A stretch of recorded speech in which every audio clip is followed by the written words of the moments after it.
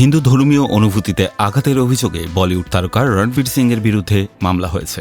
বেঙ্গালুরুর হাইগ্রাউন্ডস থানায় ভারতীয় ন্যায় সংহিতার ১৯৬, ২৯৯ ও ৩০২ ধারায় মামলাটি করা হয়। মামলা করেন বেঙ্গালুরুর আইনজীবী প্রশান্ত মেথাল। অভিযোগে বলা হয়েছে, হিন্দু ধর্মীয় অনুভূতিতে আঘাত করেছেন রণবীর সিং। সেই সঙ্গে চামুণ্ডা দেবীর মতো অভিনয় করতে গিয়ে কর্ণাটকের এই দেবীর অবমাননা করেছেন তিনি।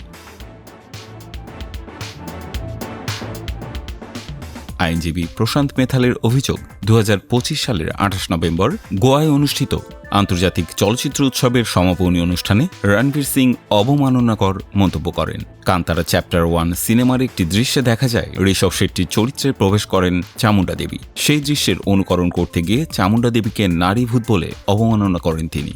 অভিযোগে ব্যাখ্যা করা হয়েছে, চামুণ্ডা দেবী কর্ণাটকের উপকূলীয় অঞ্চলে পূজিত হন এক সম্মানিত রক্ষাকর্ত্রী, যিনি ঐশী নারী শক্তির প্রতীক এবং ভক্তদের কাছে গভীরভাবে শ্রদ্ধেয়।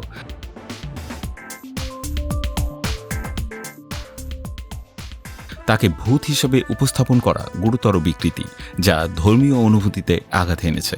মামলাটি বেঙ্গালুরুর অতিরিক্ত চিফ মেট্রোপলিটন ম্যাজিস্ট্রেট আদালতে পাঠানো হয়েছে এবং আগামী ৮ এপ্রিল শুনানির জন্য তালিকাভুক্ত রয়েছে।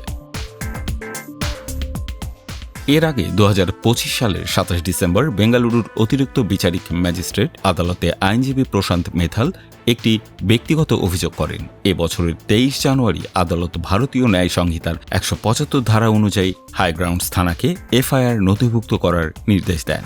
আদালতের সেই নির্দেশের পর আজ হাইগ্রাউন্ডস থানায় আনুষ্ঠানিকভাবে এফআইআর রুজু করা হয়েছে।